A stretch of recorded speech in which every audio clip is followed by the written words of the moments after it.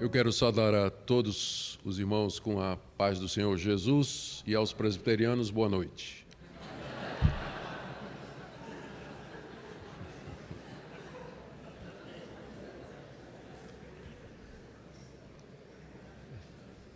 Queria agradecer o convite para estar aqui na segunda conferência da Fé Reformada. Para mim é um grande privilégio, uma oportunidade, um desafio, e a minha oração é que Deus nos abençoe durante o tempo em que estivermos juntos para meditar a respeito desses alguns dos temas centrais da Reforma Protestante a partir da exposição bíblica. Meu objetivo é tratar de 6 desses temas, já foram mostrados aqui na tela, a partir da pregação expositiva em passagens selecionadas que estão relacionados com esses temas que nós iremos abordar. Então, nosso alvo é esse. Hoje à noite nós vamos ver 2 passagens da Escritura que estão relacionadas com os temas propostos e assim sucessivamente até no sábado à noite, mercê de Deus. Nós vamos começar então com a primeira exposição, que é sobre a doutrina da depravação total, um dos distintivos da Reforma Protestante. E para falar sobre esse tema eu vou partir de Romanos capítulo 7, uma passagem bastante conhecida e também bastante polêmica. Nós vamos orar pedindo que o nosso Deus nos conduza na compreensão da sua palavra. Oremos. Senhor, nós queremos pedir que no abrir da Escritura, Teu Espírito Santo nos conduza pela mão, passo a passo, na compreensão da mesma. Nós queremos não somente entender o que Teu servo Paulo aqui registrou, mas também queremos que Teu propósito com essa passagem se cumpra em nosso coração. Move o nosso coração à Tua obediência, inclina, Senhor, a nossa vontade a fazer o que Tu mandas. De que cada pessoa aqui nessa noite possa ser beneficiada pela exposição da Tua palavra, de acordo com a necessidade. Em nome de Jesus. Amém. Muito bem, queridos. Aqui o capítulo 7 de Romanos, ele vai servir de base para que nós tratemos dessa questão ou desse assunto que é um dos temas da Reforma Protestante. Vamos só lembrar o contexto da passagem. Uma divisão bastante simples da carta aos Romanos nos mostra que nos 3 capítulos iniciais o apóstolo Paulo aborda a questão da perdição de toda a raça humana. No capítulo 1 ele fala da condenação dos gentios, mesmo que nunca ouviram a lei de Moisés, nunca ouviram o evangelho ou o nome de Jesus, contudo eles têm na sua consciência e pela observação da natureza o conhecimento de Deus à disposição deles. Apesar disso, rejeitaram esse conhecimento e, em retribuição, Deus os entregou às suas paixões infames. A descrição do resultado disso é devastador. Está em a metade do capítulo 1 para o final, Paulo termina com um catálogo dos vícios e pecados decorrentes dessa entrega judicial de Deus à corrupção dos corações e que bem caracterizava a sociedade da época, a greco-romana, bem como a nossa também. No capítulo 2, Paulo vira a atenção para os judeus, dizendo que, igualmente, eles estavam debaixo ou estão debaixo de condenação, mesmo que tenham recebido a revelação escrita de Deus. O gentio é condenado pela luz da natureza e da consciência, e o judeu é condenado pela luz da lei, porque tanto um quanto o outro não obedecem, não seguem, não andam de acordo com a luz que receberam. No capítulo 3, Paulo fala, fechando esse tema, então, que todos estão debaixo da condenação de Deus, e por ele, com justiça, condenados pelos seus próprios pecados. Metade do capítulo 3 até o capítulo 5, Paulo então apresenta o Evangelho de Cristo. Deus, pela fé em Cristo Jesus, justifica tanto os gentios quanto os judeus. Isso ele faz pela graça mediante a fé. É o tema do capítulo 3. No capítulo 4, ele dá o exemplo de Abraão, o judeu, pai da nação israelita, o amigo de Deus, contudo, justificado pela fé e não por obras da lei.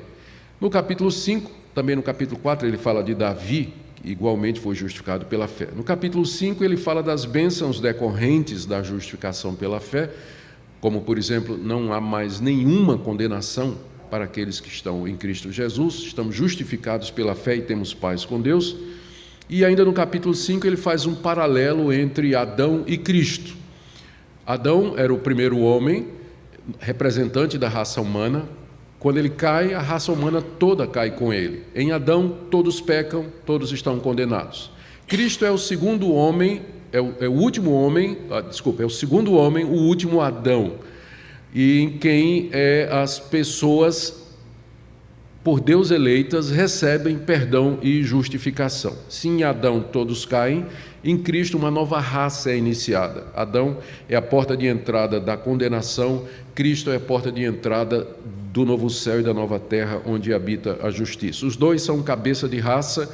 O destino da raça humana depende a quem você está ligado. Se você está ligado exclusivamente a Adão, você vai receber toda a herança de Adão e será condenado com justiça pelos seus pecados. Se você está ligado a Cristo, então você faz parte dessa nova humanidade, o novo homem que está sendo criado por Deus e, portanto, receberá também a herança referente a isso. E aí Paulo trata, a partir daí, do capítulo 6, dos efeitos da justificação na vida daqueles que foram alcançados por ela. Ele fala, no capítulo 6, de como Deus nos liberta do pecado mediante a união com Cristo Jesus. Inclusive, esse é um capítulo que vai ser exposto mais adiante na nossa série. No capítulo 7, que é o tema de hoje à noite, ele nos fala de como Deus nos livra da condenação da lei, também mediante a união com Cristo Jesus. E no capítulo 8 ele fala a respeito da vida no Espírito, como mediante o Espírito de Deus nós somos levados ou conduzidos a viver aqui nesse mundo uma vida não na carne, mas uma vida no Espírito, pela graça, unidos a Cristo, em que a gente pode obedecer a Deus. Lembrando que Paulo escreveu essa carta exatamente para angariar apoio missionário da igreja de Roma, porque ele queria pregar o evangelho na Espanha e precisava do apoio de alguma igreja. Roma estava bem no caminho, era uma igreja forte, não havia sido fundada por Paulo, ele era desconhecido lá, precisava, embora não completamente, havia algumas pessoas, a julgar pelo capítulo 16, mas então Paulo, para expor o evangelho que prega e mostrar o que é que ele pretende ensinar na Espanha, escreveu a carta aos Romanos. Ao contrário do que se pensa, ela é uma carta missionária, embora consideradas por algum, por exemplo, o Melanchthon achava que era a melhor, a carta de Paulo mais sistemática, não é?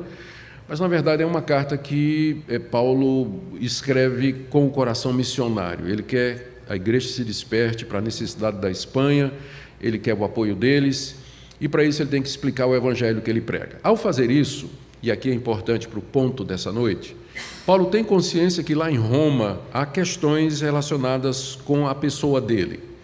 Paulo era considerado pelos judeus, nós vamos ver isso mais adiante, como um apóstata, como alguém que negava a lei de Moisés, pregava contra as grandes instituições de Israel e que era um mercenário e um falso profeta.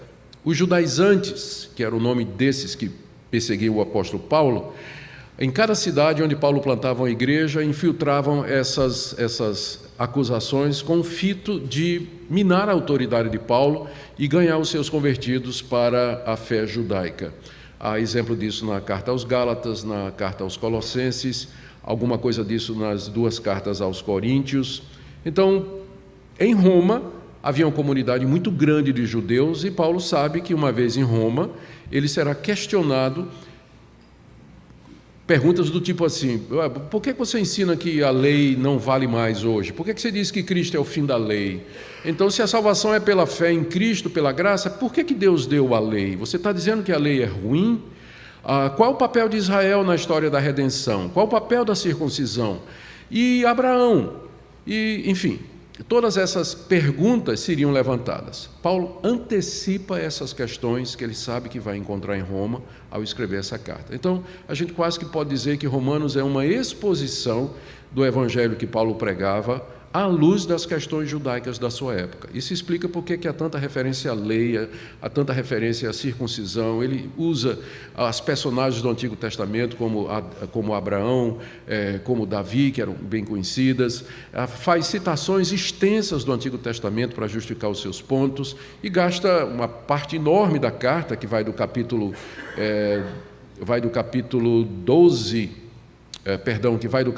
9 até o capítulo 11, explicando o papel de Israel dentro da história da redenção. Tá? Então, o que nós vamos fazer hoje à noite é ver o que ele fala a respeito da libertação que Deus nos dá da lei, e ao fazer isso, nós vamos descobrir com Paulo a razão pela qual Deus deu a lei, que foi exatamente para isso, não para nos justificar ou salvar, mas exatamente para mostrar a profunda depravação debaixo da qual a raça humana vive, e que ele já apresentou nos capítulos 1, 2 e 3. A lei vem exatamente para reforçar isso.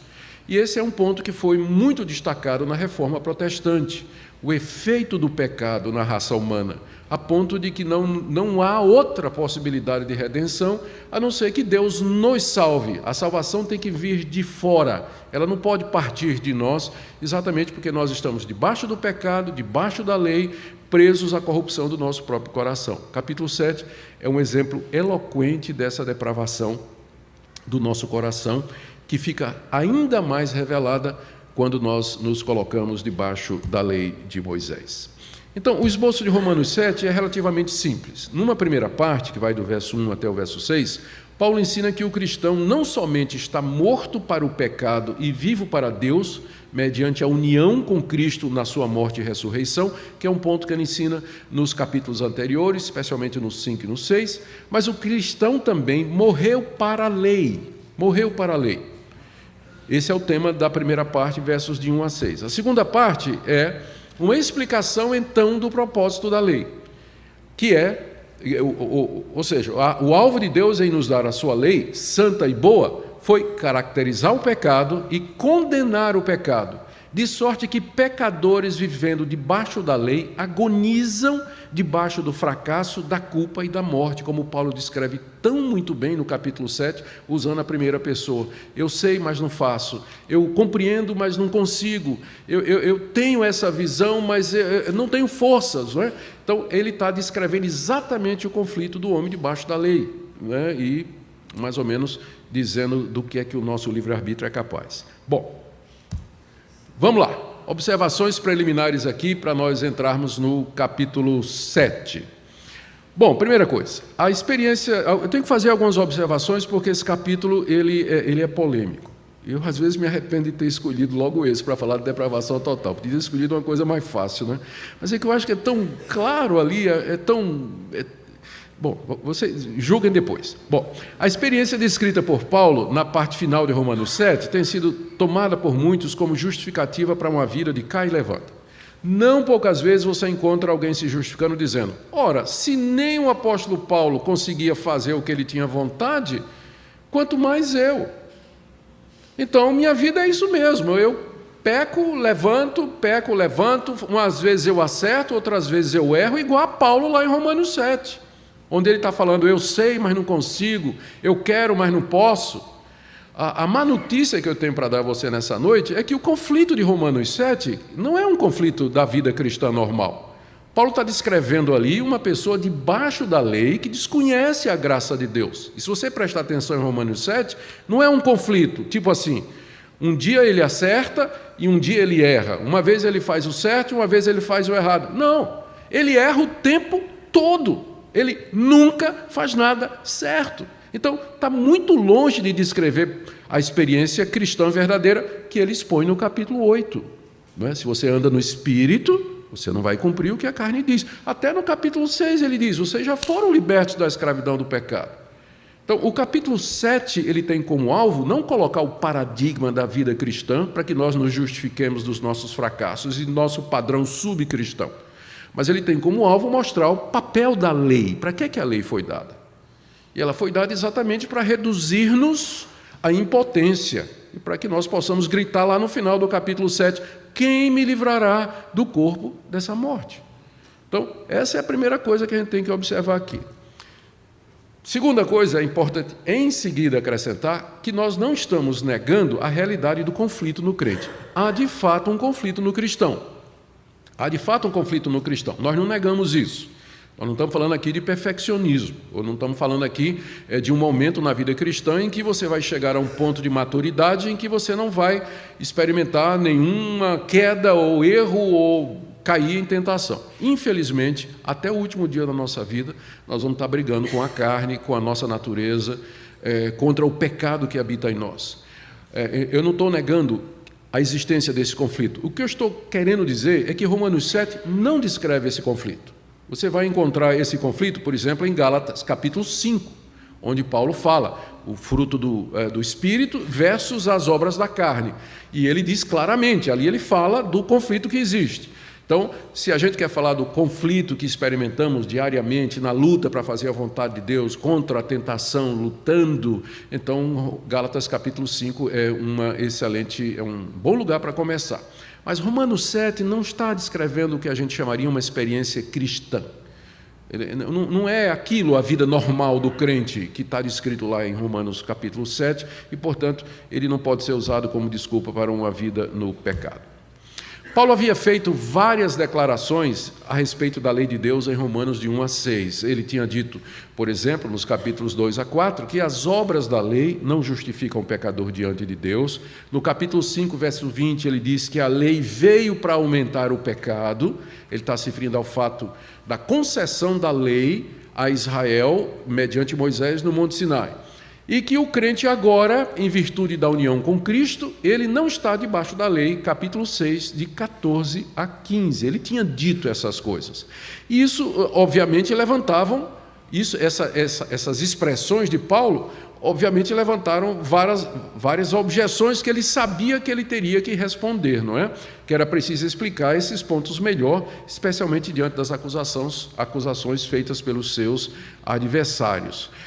Ele era constantemente acusado por seus patrícios de ser um judeu traidor, falando contra a lei moral e cerimonial, contra o templo, contra Moisés, contra Israel. Havia questionamento acerca do papel da lei na salvação ensinado por Paulo, tipo assim, se a salvação é pela graça, mediante a fé em Jesus Cristo, qual o papel da lei de Deus? Para que ela foi dada?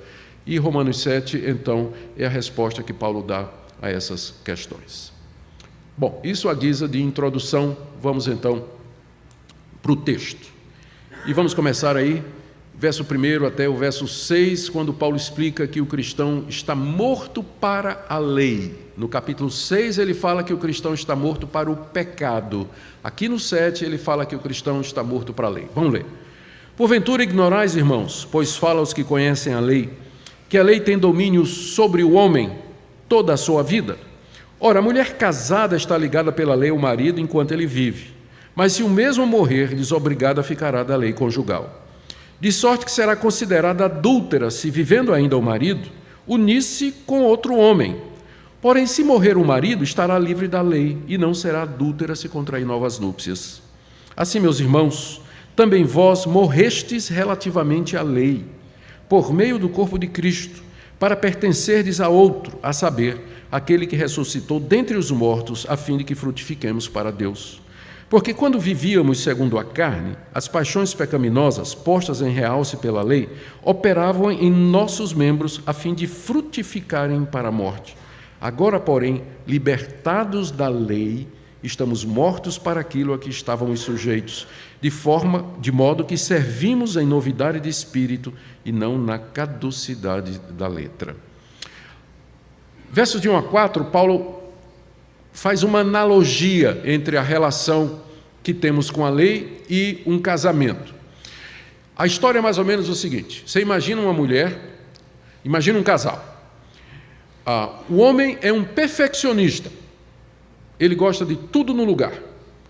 A camisa dele tem que ser passada e dobrada criteriosamente e arrumada de acordo com uma seleção de cores que ele gosta.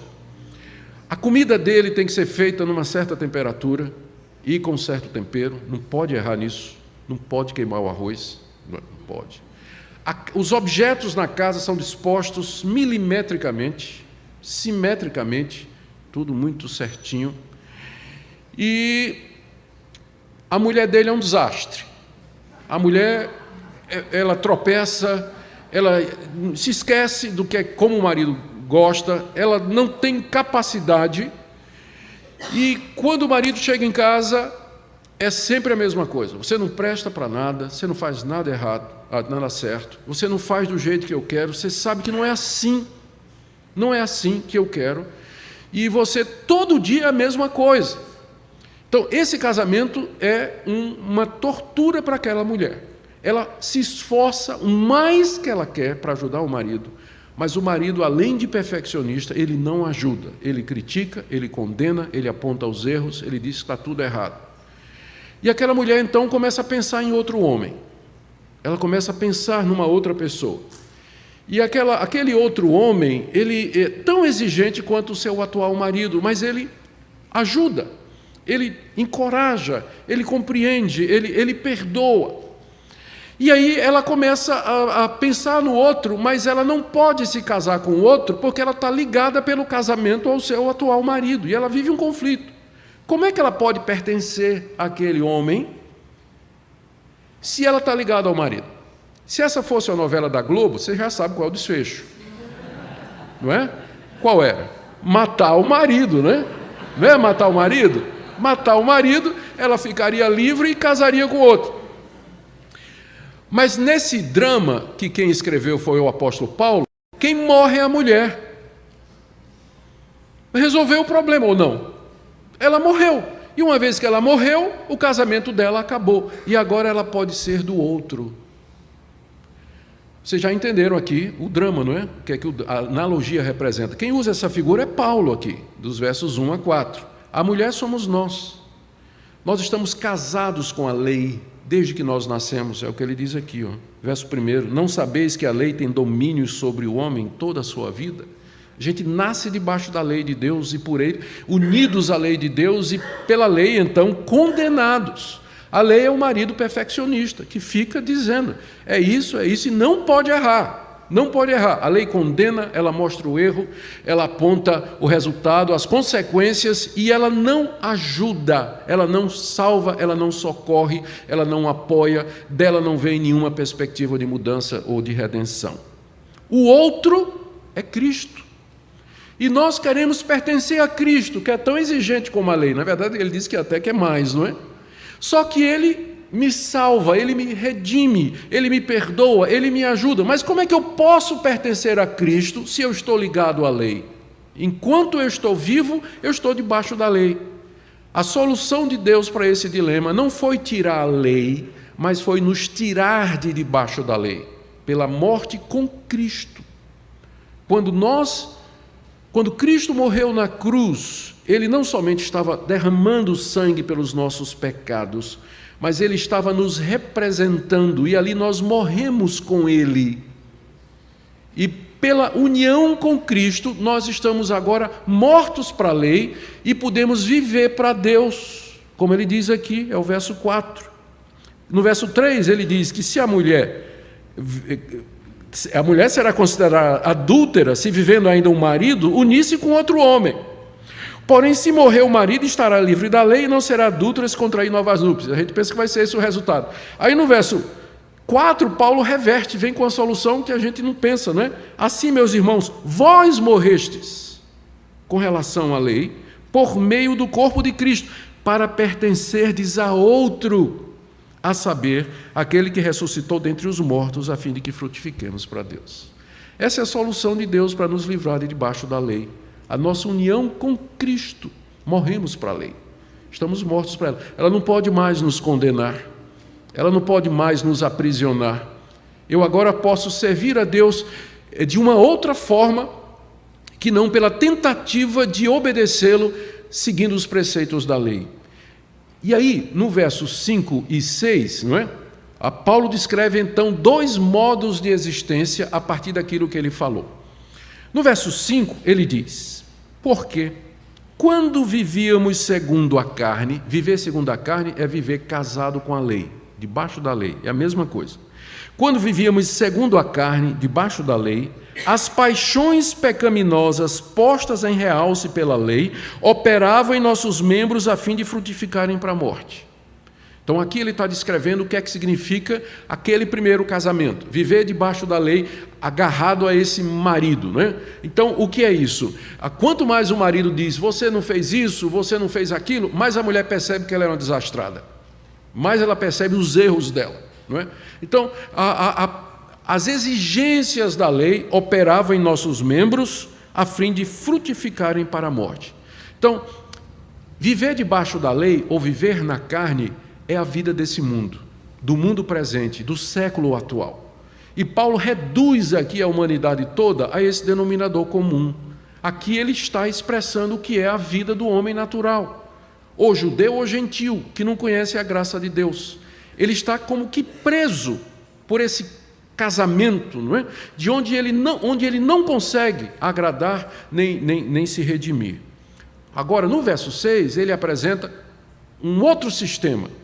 Agora, porém, esse agora aqui, em Paulo, é considerado o agora escatológico, porque ele introduz o novo de Deus, essa intervenção de Deus na história.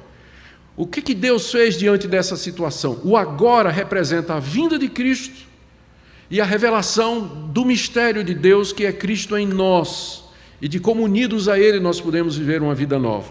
Agora, porém, libertados da lei, estamos mortos para aquilo a que estávamos sujeitos, de modo que servimos em novidade de espírito e não na caducidade da letra.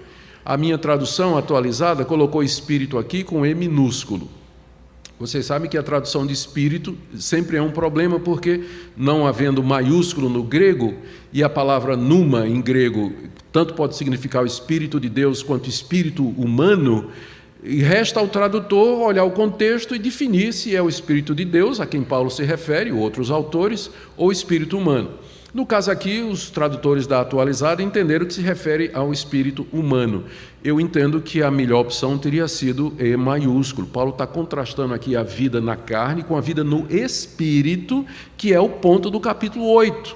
Eu não sei como é que a sua traduziu, mas algumas outras traduções já colocam com E maiúsculo, como se fosse o Espírito de Deus, que eu penso que é correto, porque o contraste é exatamente entre a vida debaixo da lei, na carne, frutificando para a morte, e a vida em união com Cristo, pela graça, pela fé no Espírito, frutificando para a vida. É a novidade de servir a Deus. Então, verso 5, a vida sob a lei. Verso 6, a vida no Espírito. O que eu quero sugerir a vocês é que o resto do capítulo 7 é Paulo explicando o verso 5. Ele vai explicar o que é viver debaixo da lei. E o que é que significa ver a lei operando nos membros e produzindo esse efeito. E que o capítulo 8 é a explicação do verso 6. Quando ele diz no verso 6 que agora nós vivemos em novidade de espírito, ele explica isso no capítulo 8. Que é a vida normal do crente, a vida no Espírito. Tá? Então, essa é a proposta que eu estou fazendo aqui de interpretação do capítulo 7.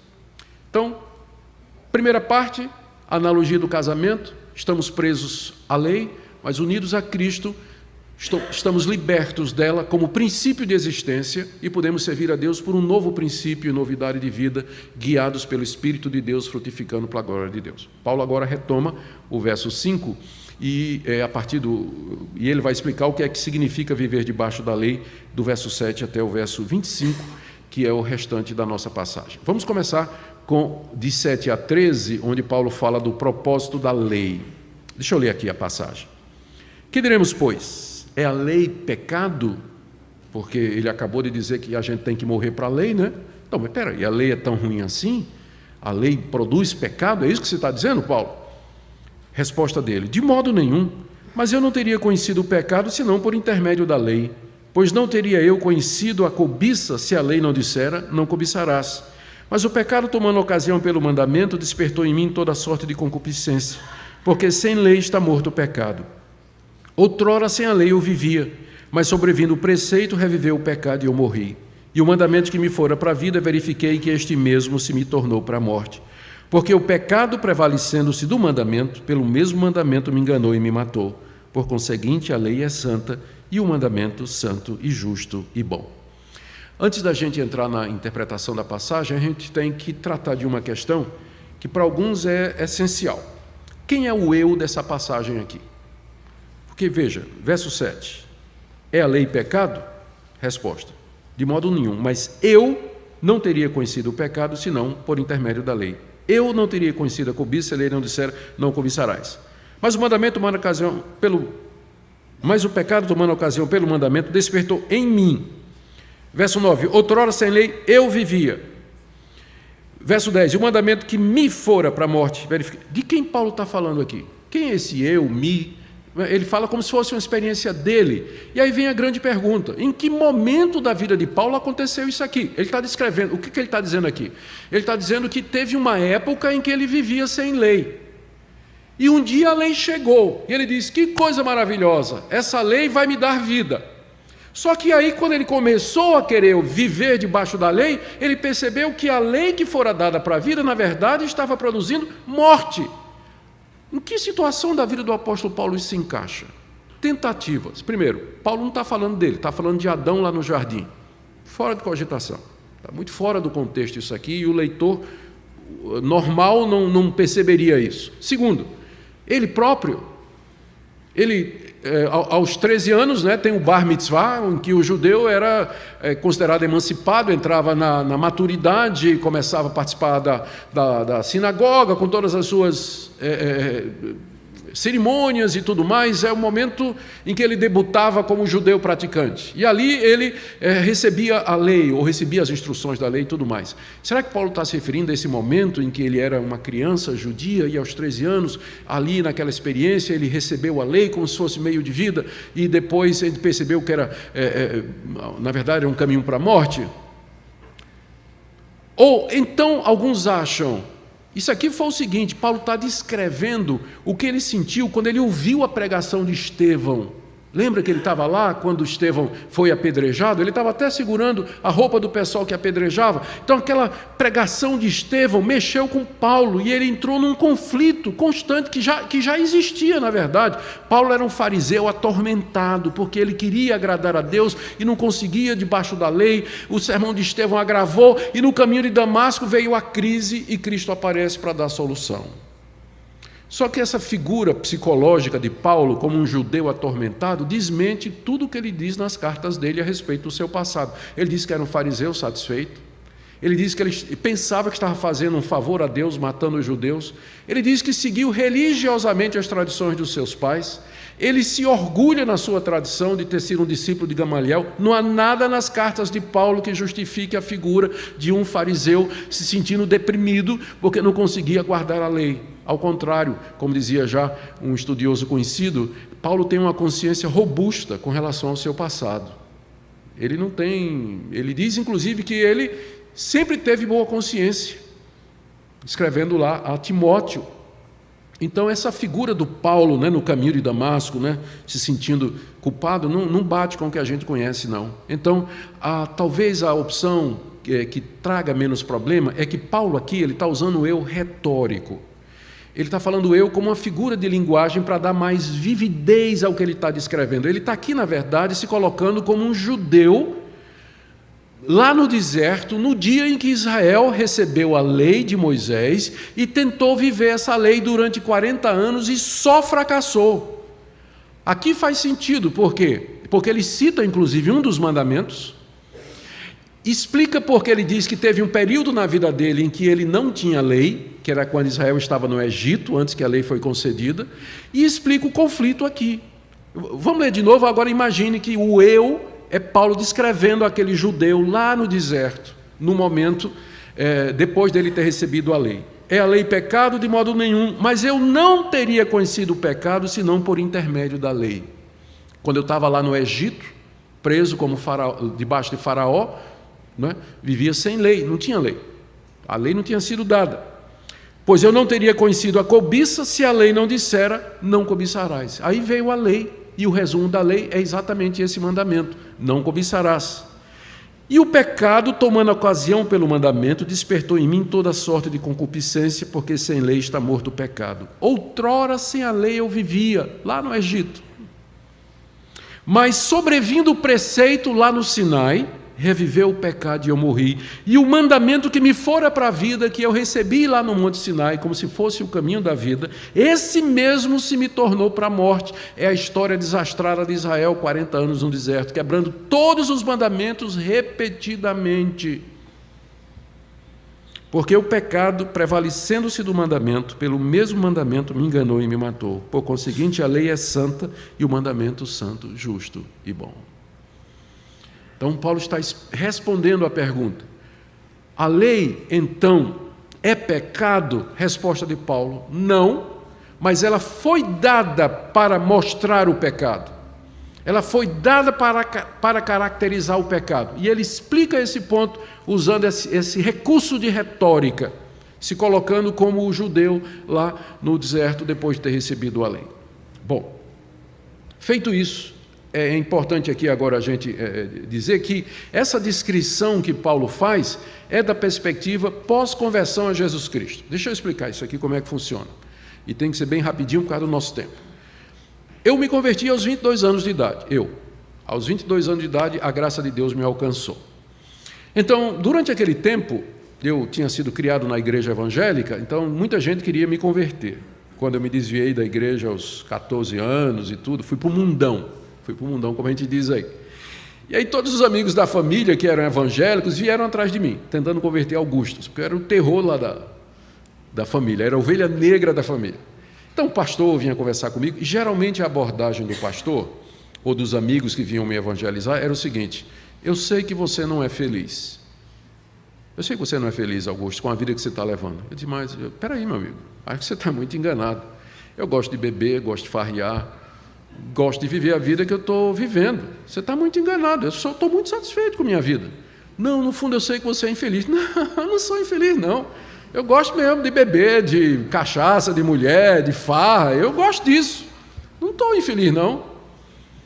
Então, era assim que eu me sentia. Então, se alguém chegasse e perguntasse, você é infeliz? Eu ia dizer, não sou, não. Por isso até eu acho que essa abordagem que a gente faz, às vezes, na evangelização, ela não é muito boa, porque o pecador gosta do que ele está fazendo. Ele está feliz lá no pecado dele. Não é? Está lá.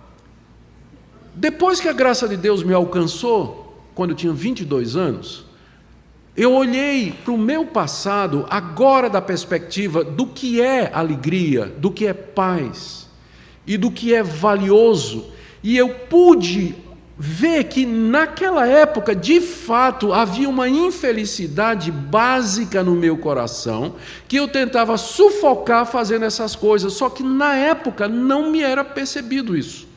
Mas hoje, da perspectiva da conversão, eu olho para trás e eu digo, de fato. Quando Paulo aqui fala, dizendo ele está falando dessa perspectiva, porque se você perguntar a um fariseu do primeiro século, você é feliz? O fariseu diria, claro. Você está satisfeito com o seu relacionamento com Deus? Estou. Você tem certeza da salvação? Sim, eu sou filho de Abraão. Tem o sinal da circuncisão, que é o sinal do pacto. Então, o que Paulo está fazendo aqui é olhando para trás, da perspectiva do seu encontro com Cristo no caminho de Damasco, quando os olhos se abriram e ele viu. Ele viu a verdade a seu respeito, ele viu a verdade a respeito de Israel, ele viu a verdade a respeito do povo judeu debaixo da lei, a verdade a respeito dos gentios e de todos. Não há um justo, não há nenhum sequer. Todos pecaram e carecem da glória de Deus. Então, é dessa perspectiva que ele escreve agora. Ele escreve agora, que é o que nós temos. Isso aí eu já fui, né? Já me adiantei aqui, que é o que nós temos agora, né? Agonia do judeu debaixo da lei, da perspectiva cristã. Vamos ler aqui então. Acaso, estou lendo do verso 13 em diante, acaso o bom se me tornou em morte? Está respondendo a outra objeção, porque ele diz que a lei é boa. De modo nenhum. Pelo contrário, o pecado, para revelar-se como pecado, por meio de uma coisa boa, causou-me a morte, a fim de que pelo mandamento se mostrasse sobremaneira maligno. Porque bem sabemos que a lei é espiritual. Aqui Paulo está falando como aquele fariseu que conhecia a lei de Deus, não é? e se gloriava na lei de Deus, achava que era instrutor dos mestres, professor de crianças, guia dos que estão em trevas. Ele faz uma descrição bem completa disso, da autoconsciência do judeu, no capítulo 2 de Romanos. Então, eu sei que a lei é espiritual, diz o apóstolo Paulo. Eu, todavia, sou carnal. Essa é a constatação que Paulo faz agora. Ele olha para trás, no tempo que ele era fariseu, vivia debaixo da lei, juntamente com todos os judeus, e diz, na verdade, a gente pensava uma coisa, mas na verdade, éramos carnais, somos carnais, eu sou carnal, vendido à escravidão do pecado, porque nem mesmo compreendo o meu modo de agir, pois não faço o que prefiro, e sim o que detesto. Como fariseu, ele tinha a lei de Deus, ele sabia o que era certo, ele sabia o que era errado, mas não conseguia fazer, ele não conseguia obedecer. Isso ele está vendo agora, olhando para trás. Aqui ele está vendo aquela verdade que lhe era vedada na época, porque sem o Espírito Santo iluminar o nosso coração e nos converter, a gente nunca vai ver o nosso próprio estado, né? Que um dos efeitos piores do pecado é que ele cega a gente para a nossa realidade, para ver o estado em que nós estamos. Verso 16, ora, se eu faço o que não quero, consinto com a lei que é boa. Nesse caso, quem faz isso já não sou eu, mas o pecado que habita em mim. Porque eu sei que em mim, isto é, na minha carne, não habita bem nenhum, pois querer o bem está em mim, não porém o efetuá-lo. Porque não faço o bem que prefiro, mas o mal que não quero, esse faço. Mas se eu faço o que não quero, já não sou eu quem faz, e sim o pecado que habita em mim. Então, ao querer fazer o bem, encontro a lei de que o mal reside em mim. Porque no tocante ao homem interior, tenho prazer na lei de Deus. Claro, o judeu se gloriava em Deus, falava de Deus, dizia que a lei era o caminho da salvação, tudo mais. Quanto ao homem interior, tenho prazer na lei de Deus, mas vejo nos meus membros outra lei que, guerreando contra a lei da minha mente, me faz prisioneiro da lei do pecado que está nos meus membros. Desventurado o homem que sou. Quem me livrará do corpo dessa morte? Quem me livrará do corpo dessa morte? Aqui está a razão pela qual a lei foi dada a Israel, para que Israel pudesse gritar e dizer, quem me livrará do corpo dessa morte? Quem me livrará da presença do pecado no coração, do domínio do pecado sobre minha vontade, sobre meus desejos, sobre minhas emoções? Porque eu sei, por causa da lei, o que é que agrada a Deus. Eu tenho até prazer nessas coisas, mas eu não consigo obedecer a Deus. E note que o eu aqui, ele é um completo derrotado. Não é que às vezes ele faz certo e às vezes ele faz errado. Prestou atenção nisso? Ele erra todas, ele perde todas, ele não acerta uma. Não acerta uma. Porque Paulo está se referindo aqui ao homem que não conhece a graça. Ele não foi regenerado pelo Evangelho. Ele não conhece a vida no Espírito. Aqui você tem a fina flor da humanidade. O máximo que a religião humana e a religiosidade pode fazer. O homem que tem consciência da verdade, mas ele não consegue obedecê-la. A gente pode pensar nos estoicos na época de Paulo, uma filosofia que veio 3 séculos antes de Cristo, com Zenão lá em Atenas. E os estoicos tinham um padrão moral elevadíssimo. Os estoicos criticavam os gentios pela imoralidade, pela roubalheira, pela desonestidade, pelo adultério. Eles tinham um padrão moral. Alguns até acham que Paulo é bem influenciado pelo pensamento estoico, por causa do padrão moral elevado. Talvez seja esses estoicos que Paulo condena no início do capítulo 2, quando ele diz assim, agora você que fica julgando os gentios e achando que eles cometem pecado, você que julga os outros, você não se condena? Porque você faz a mesma coisa. Paulo arrebenta com os moralistas no capítulo 2, e alguns acham que o alvo dele era exatamente o estoicismo. Era uma filosofia pagã, que não tinha a revelação de Deus, mas tem a consciência, tem a lei de Deus gravada no coração. Todo mundo tem algum conceito de certo ou errado que vem da imagem de Deus no coração. Então, alguns podem ter até prazer em saber que é o certo, mas eles simplesmente não conseguem. Porque o pecado de tal maneira nos afetou, que mesmo pessoas como os judeus, que receberam a revelação de Deus e o pacto, eles vivem nessa situação descrita por Paulo, claro, depois que os olhos foram abertos. Era assim que Paulo vivia. Era assim que ele vivia. E essa era a verdade a respeito dele. O conhecimento que a lei traz, está aí o resumo, né, do que eu acabei de dizer. as declarações de Paulo, que ele é carnal, ele é escravo do pecado. É claro que ele não está descrevendo a vida do crente, não é? O crente pode dizer isso, que ele é carnal, escravo do pecado, que ele é incapaz de fazer o que gostaria, que não há nenhum bem nele, que o mal reside nele e o faz prisioneiro da lei do pecado, ainda que conheça e goste da lei de Deus. E o grito final, no verso 25, não é? Verso 24, quem me livrará? É uma pergunta de quem não conhece a resposta, não é? Quem me livrará do corpo dessa morte? Essa é a função da lei, mostrar a total depravação da raça humana.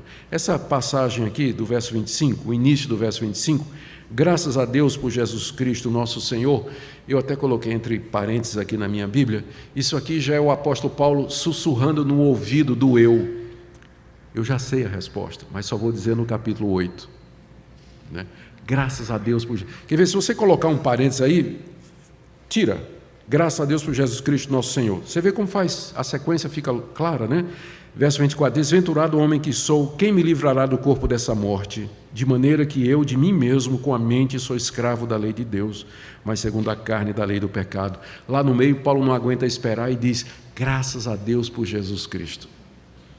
Ele sussurra qual é a solução que ele vai dizer no capítulo 8, verso 1. Veja o contraste. Agora, mais uma vez, aquele agora escatológico. Né? O agora introduz o tempo da salvação e da redenção. Agora, pois, já nenhuma condenação há para os que estão em Cristo Jesus. O que ele acabou de descrever é a condenação dos que não estão em Cristo Jesus, que estão debaixo da lei. Mas agora... nenhuma condenação há para os que estão em Cristo Jesus, porque a lei do Espírito, agora eles botaram Espírito com E maiúsculo, né? Porque agora está correto, a lei do Espírito da vida em Cristo Jesus te livrou da lei do pecado e da morte. O que é a lei do pecado e da morte? Isso que ele acabou de descrever no capítulo 7, e do qual nós estamos livres. Então, se a sua vida está igual a Romanos 7, eu tenho uma notícia, irmão, para você. Se sua vida é igual a Romanos 7, tem alguma coisa errada, porque o eu de Romanos 7 só perde. Só perde, ele não acerta uma. Se você está querendo achar um lugar para dizer que expresse o conflito que você sente na luta contra o pecado, e que eu também tenho, Gálatas 5 é um bom lugar para começar. Mas aqui é o desespero do homem debaixo da lei, que não conhece a graça de Deus, está preso pela condenação da lei, e a única forma dele escapar é se ele se unir a Cristo e pertencer a Cristo, o outro homem, porque enquanto ele não se libertar da lei, ele não vai poder viver para Deus em novidade de espírito. Bom, vamos para o fim. Eu só queria fazer um contraste aqui, ó. No capítulo 7, verso 14, Paulo diz, eu sou carnal. Mas no capítulo 8, onde ele fala da vida cristã normal, ele diz, se viverdes segundo a carne, caminhais para a morte. No capítulo 7, verso 14, Paulo diz, eu sou vendido à escravidão do pecado, sou prisioneiro da lei do pecado e sou escravo da lei do pecado. Olha o que ele diz no capítulo 6, verso 18. Uma vez libertados do pecado, fostes feitos servos da justiça. E no capítulo 6, verso 22, agora, porém, libertados do pecado, transformados em servos de Deus, etc. Então você percebe que a experiência de Romanos 7 não é a descrição da experiência cristã. Você encontra isso no 6 e no 8.